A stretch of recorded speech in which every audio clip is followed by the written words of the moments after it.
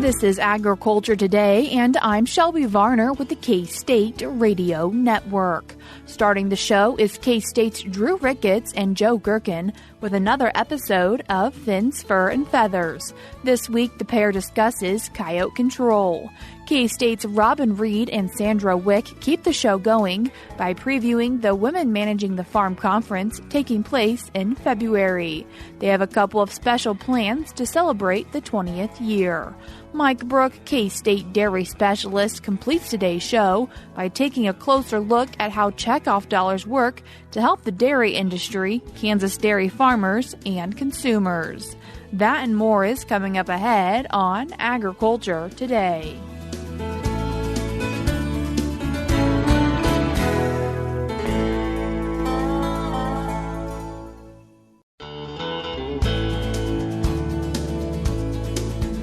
You're tuned in to Agriculture Today, and we start our Tuesday show with another episode of Fins, Fur, and Feathers with K-State's Drew Ricketts and Joe Gerken. So we're back for another episode of Fins, Fur, and Feathers, and we're today, Drew, going to talk about coyotes and how they interact with livestock. Are there values, positive values, in having coyotes on a landscape? Yeah, there are, and I think it's important that we think about the positive values that these animals have too. And so, if we think about the positive values for coyotes, there's a lot of people that just enjoy seeing coyotes. The thing that I think about the most, or the two things that I think about the most when I'm thinking about positive values for coyotes, because I'm a trapper, because I'm a hunter, I think about those recreational values. There's a lot of people that spend a lot of time and effort and also money on equipment to be able to trap or call or pursue coyotes in different ways, and so that's an important value. And then the main reason that people have harvested coyotes over the years is because of the economic value from their fur that's sold. Well, what about ecological benefits for coyotes on a landscape? Yeah, that's something that I think is often underestimated. And when we're thinking about coyotes as predators, it's important to talk about their diet a little bit. So, the vast majority of the diet of a coyote is made up of mice, rats, rabbits, the critters that biologists would refer to as small mammals. And one of the services that coyotes provide to people is being a predator of all those animals. That's the main thing that they eat. Another ecological value that coyotes provide that we rarely think about is the fact that as a scavenger, they're really part of the cleanup crew. So they eat a lot of dead cattle that died of other causes. They help clean up roadkill and those sorts of things.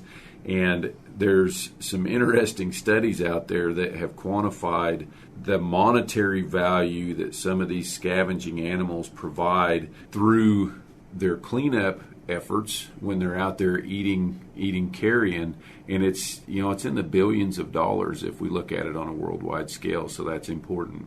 The more coyotes would seem like more problems. Is that the case? The vast majority of coyotes that are out there actually aren't killing livestock. Sometimes I talk about it as being a learned behavior. I don't know if that's the best thing to say. It may be better to say it's an acquired behavior.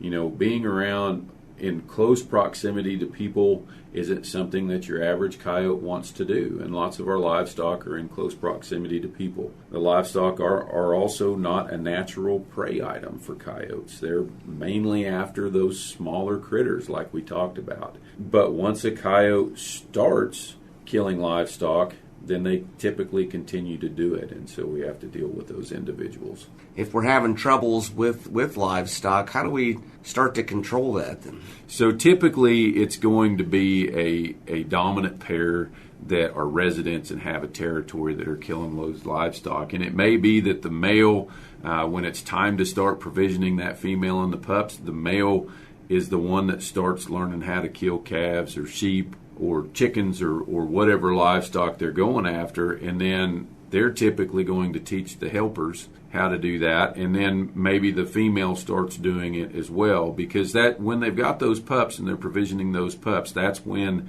it's most important for them to have those larger prey items. It's much easier to bring back a calf leg or a belly full of calf meat to regurgitate up for mom to eat while she's nursing than it is to bring back enough mice to feed the pups or to feed mom or that sort of thing.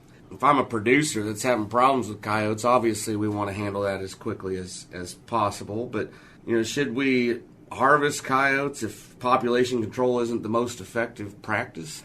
Yeah, and that's a question that I get from a lot of producers when I'm going out to help people that are having problems, or if I'm giving a seminar on predator management or coyote control and these sorts of things. Is, if I'm not having problems, does it make sense to remove those coyotes that aren't causing a problem? And one of the things I hear a lot from sheep producers is that they've been told that if you're not having problems, keep those coyotes around and train them to be scared of you. And that's one way of looking at it. I think it's important to remember that if you remove coyotes that are there, it doesn't mean that they're going to be replaced by coyotes that end up causing a problem. And the other thing to think about too is if we're out there harvesting coyotes, we're likely going to be removing coyotes that either are causing somebody else a problem somewhere or could eventually turn into coyotes that cause you problems. So keeping them around isn't necessarily the best way to think about it. I think it is important, though, to remember that as an agricultural producer, we've got lots and lots of chores. And if we're not having problems with coyotes right now, it doesn't make sense to give ourselves an extra chore to go out and start hunting coyotes or start trapping coyotes when we're not having a problem. It does make sense to make that a chore once we do have problems, though. And I think we don't want to think about the fact that, if we're not having problems, it doesn't make sense to give ourselves an extra chore the same way that we think about if this is something that we're doing for harvest. If I'm a producer and I enjoy trapping or I enjoy hunting coyotes, then by all means you should do that. If you are a producer and you think it's a good idea to give your friends or your neighbors or somebody else who's around trapping or hunting coyotes the opportunity to do that, give them permission to do that, then by all means do that. What are the legal ways that we can go out and control these coyotes, at least in Kansas? I want to make sure to say here, we've been talking about lethal control this whole time, and that's because the main reason that we're talking about coyotes right now is because we're in trapping season. It's a time when people are hunting them. There are a whole bunch of non-lethal control strategies that I teach people and that are out there for dealing with predation, reducing predation, actually preventing predation before it ever happens. And those are very important, and we will have an episode that probably focuses entirely on those things. But right now we're talking about lethal control because we're talking about hunting and trapping and those sorts of things. So the legal methods of taking a coyote in Kansas and in a lot of places would include shooting and then also calling and shooting. I always mention those things separately because there's a lot of agricultural producers that shoot coyotes that they didn't call in. We can also call them in and harvest them. I mentioned the night hunting season. So in Kansas, from January 1st to March 31st, we can use spotlights, thermal scopes, night vision scopes for recreational purposes during that season. And it's important to know, I think, that there is a closed season on those activities from April 1st until December 31st for recreation. If there's damage occurring, then the landowner or legal occupant or the owner of the livestock or someone that they have hired who is a nuisance wildlife control operator or a friend who is a nuisance wildlife control operator can come and use those equipment if there is evidence of predation on the property outside of that season. That nuisance control permit allows them to use that equipment when there is depredation occurring. So we need to have evidence of livestock losses going on. So outside of just shooting these animals, you mentioned trapping them earlier when we were talking about keeping them out of livestock. So is that something you can actively do? Yep. Yeah, so there's no closed season on coyotes for shooting during the daytime or for trapping, snaring, hunting with dogs. So really what I feel for me and for a lot of folks, if we're trying to control coyotes, trapping and snaring are the two most effective ways to stop problems. That doesn't mean that hunting them with night hunting equipment or calling them during the daytime or hunting them with dogs is not effective. It stops some problems. Just the thing about traps and snares is they're out there working 24 hours a day. When we think about hunting them with dogs, there's several different ways that we can do that. There are folks who use greyhounds or coursing dogs to chase the coyotes down and then catch them and kill them from sight. There are also folks who use trail hounds who are smelling the coyotes and running them by using their smell, and then oftentimes we'll end up turning loose some sight hounds there toward the end of that race, and they end up taking care of the coyote. And then one of the things that I do is utilize what's called a decoy dog, and when I'm out calling, she runs out and interacts with the coyotes and brings them in close and helps increase our chances of getting more than one coyote that we call in and that sort of thing too. An important thing to talk about here is there's no legal pesticides for coyotes in Kansas. So we don't have sodium cyanide as a legal option here. It hasn't been legal in Kansas since about 1992, 1993. And really, we've been able to control coyotes very well without that pesticide. So I think it's important for people to know that there's no legal way to poison a coyote or any other carnivore or fur bearer in Kansas. Good talk about coyotes, livestock production. In about a month or so, I think we're going to talk about coyotes and deer abundance. So hope you all listen and join us again then. That was K-State's Drew Ricketts and Joe Gerken. You can listen to the full episode on the podcast streaming platform of your choice. We're cutting to a short break now, but we'll be back with more ahead.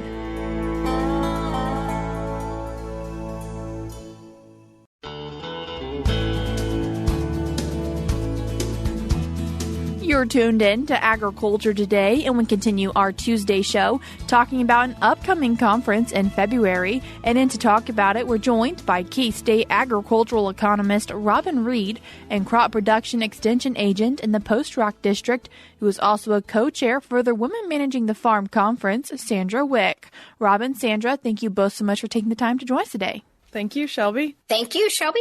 And Robin talking about the Women Managing the Farm Conference, and this year's a little extra special as it is the 20th year. Yeah, it's hard to believe 20 years ago is when the idea started, and Sandra and I weren't involved back then, but there were some really great ideas and groups of women that came together to put this conference together. And back then it started as more regional conferences, and we're really focusing on more landowners that were women and educating about agriculture and really supporting each other.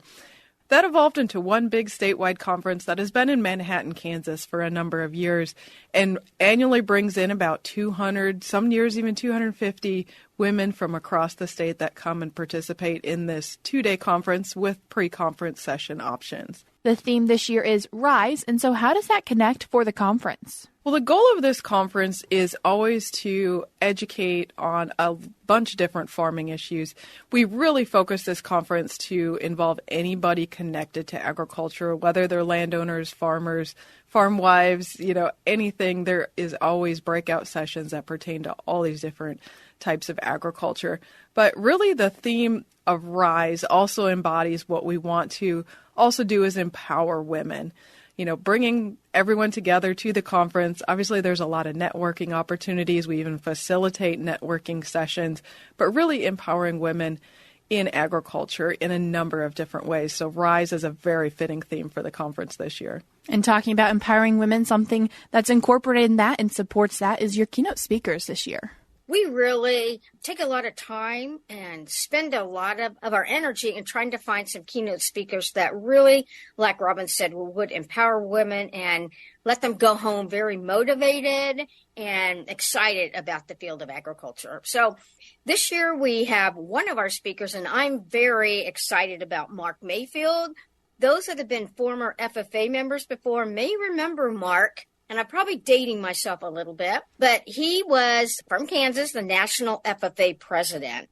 So that's where I remember Mark. We are excited for him to come. Has a background in agriculture. Plus, he puts a little comedian or some excitement and humor into his presentation as well. So we're really excited about Mark coming for that. He's going to be one of our keynote speakers. And then he is also doing a breakout session. So we're excited for that as well. So we look forward to Mark coming and sharing some of his experiences and adding a little humor as well. And another one of your speakers, Matt Roberts. Yeah, so we always like to have motivational and a content speaker for our keynote. So Matt Roberts comes to us from the company called Terrain. It is a company that he's been with for a number of years and has spoken all across the country, mostly looking at the grain and oilseed sectors, analyzing what's going on and communicating where we are and where we're headed. I've actually heard him myself up in Chicago earlier this year, and I'm really excited that we have him here in Manhattan, Kansas for the Women Managing the Farm Conference. So again, he's going to be talking about the ag economy and where we're headed.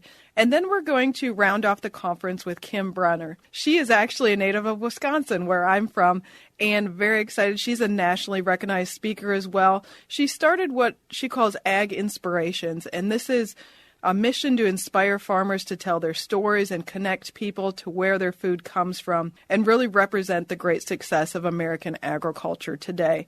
So again, she's going to be rounding off our conference and really inspiring people to leave and be proud of the agricultural sector that they work in and be able to tell their story to the public and those that maybe don't know much about agriculture. And between those keynote speakers, some pretty cool workshops taking place also. Yeah, just to highlight, if you've been to Women Managing the Farm before, we have a lot of breakout sessions, and it's always hard to choose which one to go to because there's so many great ones. Just to highlight a few of them this year that people won't want to miss, from concept to consumer, selling food products in Kansas, planning for the future of the farm, ranch, and rural home financing options, raising and grazing cover crops, strategies for recruiting and retaining farm employees, using QuickBooks more efficiently and effectively to achieve farm-life balance, business entities for agricultural producers, livestock and grain marketing plans, hobby farming as a business, woody encroachment and invasive species in grasslands, and understanding your farm's profitability. And this is just an example of all of the breakout sessions we are going to have at the conference. Sounds like some pretty cool things taking place at the conference. However, there are a few pre-conference events if people would like to catch a ride to Manhattan. This year, since it's our 20th anniversary, we'll want to maybe to have something unique. So we plan some pre-conference tours, actually.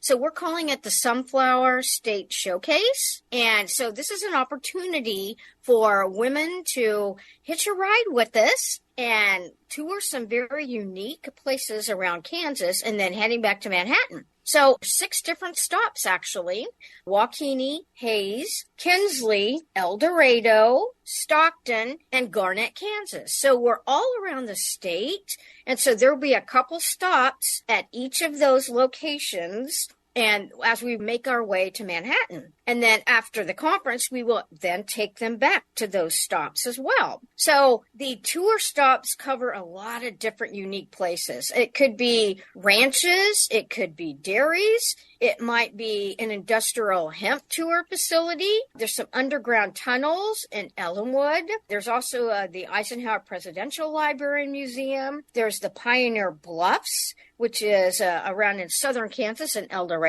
Around Stockton, we're going to go to an alpaca farm, which is called the North 40 Alpacas. And then you're even going to get a chance to make some pies, Marcon Pies, which is in Lincoln. And another stop, they're going to be going to an elk ranch. And then there's also a winery stop. So as you can see, there's lots of different opportunities for women to see different things in Kansas, maybe that they hadn't had a chance to see before. So that cost is $25, which covers the cost of transportation to Manhattan and to back to that location.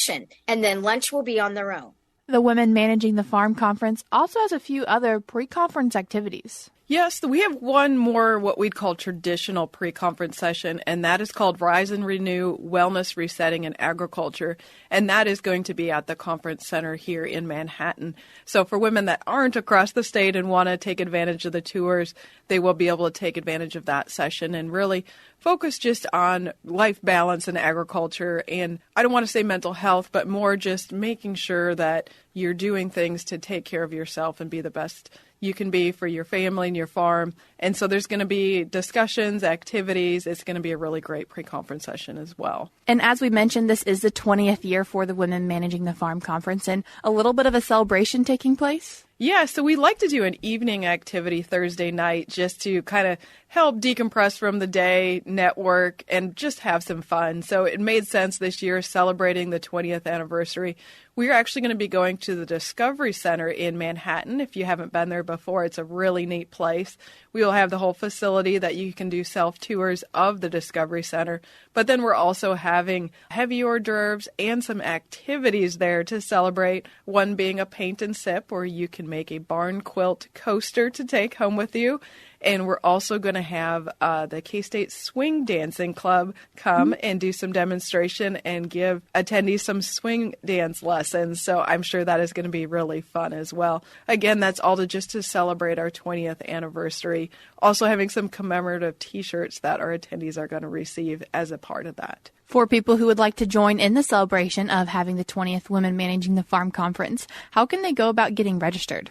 So the easiest thing is to go to the website, www.womenmanagingthefarm.com, and you can see all of the information, the agenda, registration, bios of the keynote speakers. All of that information is on the website, and that's the best place to go to register as well. You can register completely online there. If you register before January 18th, the cost is $175 for the regular conference. Again, as Sandra mentioned, pre-conference sessions are additional $25. If you register after January 18th, the price does go up to $200.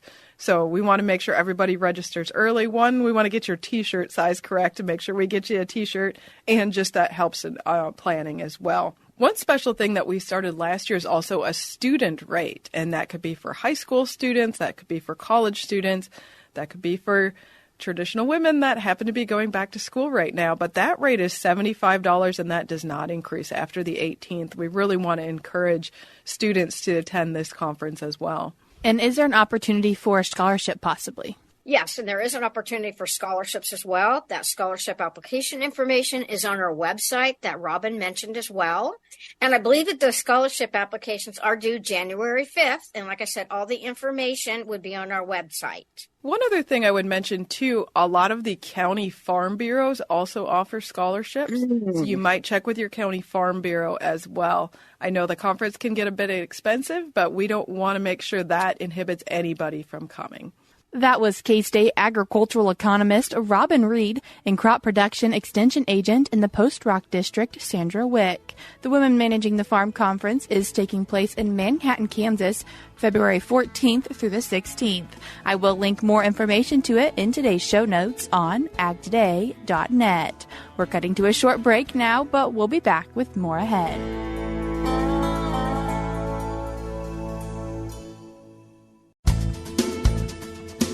This is Agriculture Today. Along with Shelby Varner, I'm Jeff Wickman.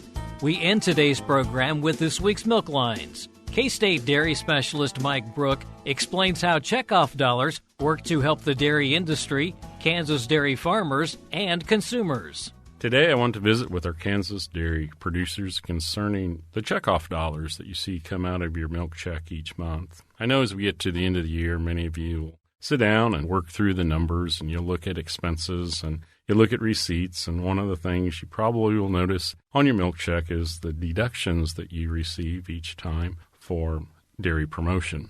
One of the things that we often look at as we look at expenses is, so what is the value of that? So today I'd like to share a few thoughts on what are the benefits of those checkoff dollars. Well, first you have to realize that checkoff dollars actually come out for various assortment of things. There are local checkoffs, like here in the state of Kansas, that would be your Dairy Commission checkoff. There's more regional checkoffs, that would be like Midwest Dairy Association, and then there's national checkoff dollars. So now, what is their responsibility with those dollars? Well, since it was created back in the early 1980s, many of these checkoff programs really are targeted toward education, research, and promotion. And how the organization divides those dollars up amongst those entities will really depend on the organization. And a local organization might have a different view than what a national organization would